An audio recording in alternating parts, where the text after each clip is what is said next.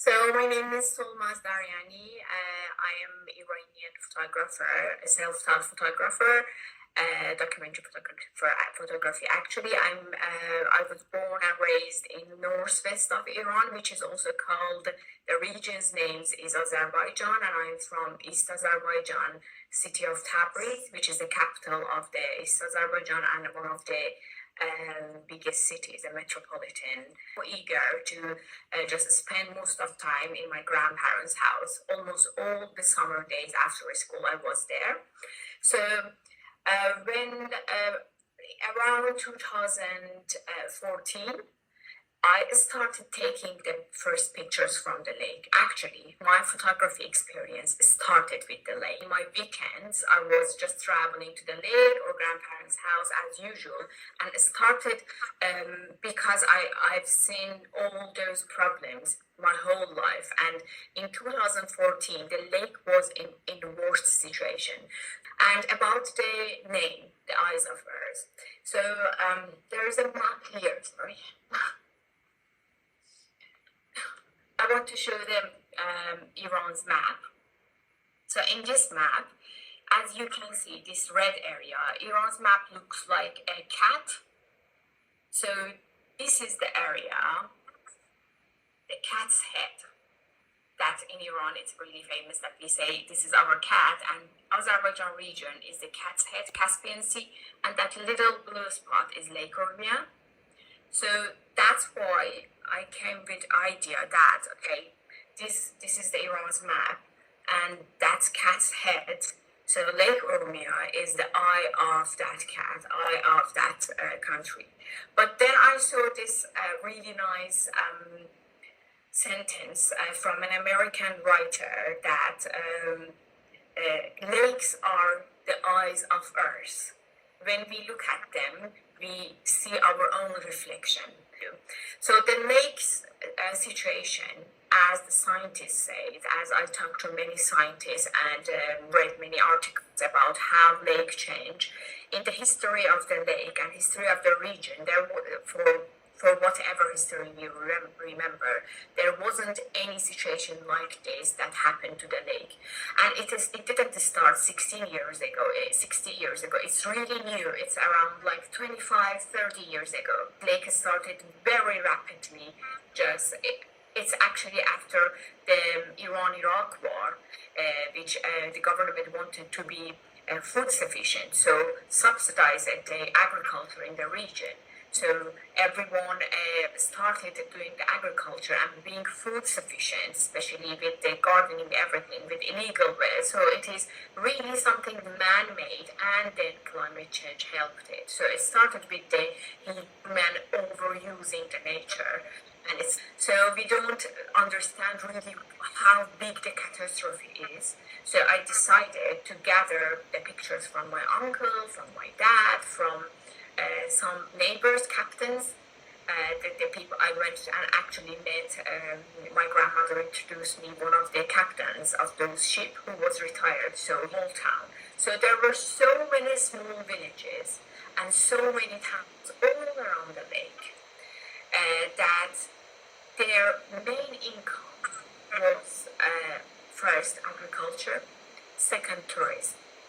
So there were so many tourists from all over the country coming to the lake. So I remember the days that on Fridays and Thursday, which was official off days in Iran, when I was a kid or teenage, in my grandparents' town, you wouldn't find any accommodation empty. Like people, for all of them were full.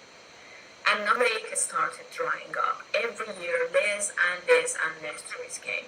It didn't happen like in 1 or 2 years, but I just witnessed since when I was 7 to since when I was like 18 years old.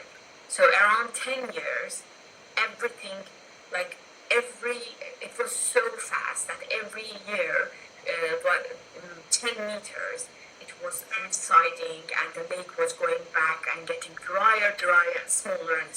That's why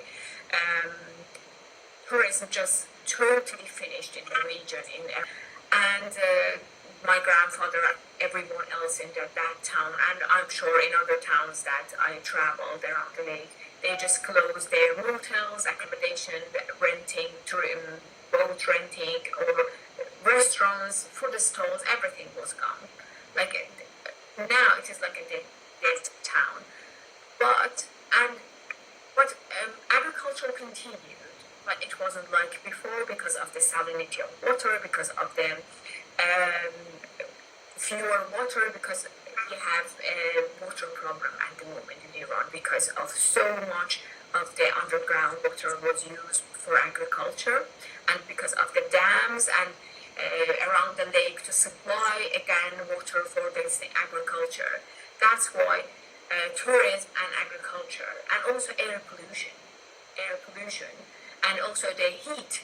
It like my grandparents' town was a humid, really not weather, like a Mediterranean kind of temperature, almost 25. But after lake dried up, it is so hot that in summers you can't even go out.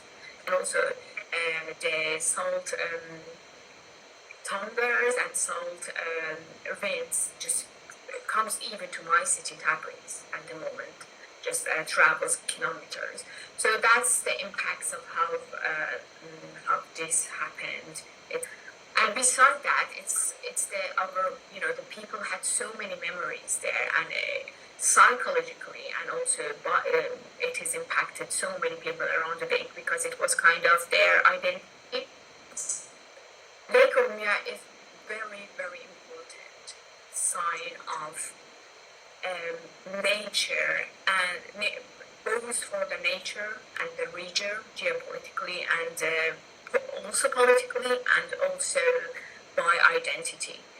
It is, and it was really, really important for the people in the region, and it was, and also for the Iranians as well. It was called the turquoise of Iran, which it is called Negin Azerbaijan, means that like a very expensive jewelry, which is called turquoise of Iran in the region, because we live around it.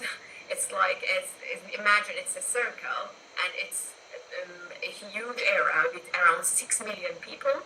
6 million people live around this lake, and they have seen it their whole life, for generations. My grandparents, my parents, myself, and now it's going to disappear. That's why it's a really, really important sign of our identity and memory, and also politically as well. So as I mentioned, it was around 2014 that I started photography, and it was exactly the same time that people were protesting because the lake was almost gone. It was only a bit water in north, which is the deepest part of the lake, and the other places were completely dry. It was a disastrous scene to watch. So people protested, and it was a huge attention, not only in the region, but in the whole all of Iran, and also out of Iran as well, because so many newspapers wrote about it. Many people just shared those footage of the protests, and many people also imprisoned in that time. Because of the protests, and because of they were also labeled as nationalists or separatists, and many people were put in prison at that time as well. But hope started with the lake restoration program in President Rouhani's time, which was a cooperation between Iran's best university, Sharif University, and some nations, UNDP. It created a huge hope, and it did a lot of things around the lake. Unlike many people who are criticizing it, I think it was better than nothing.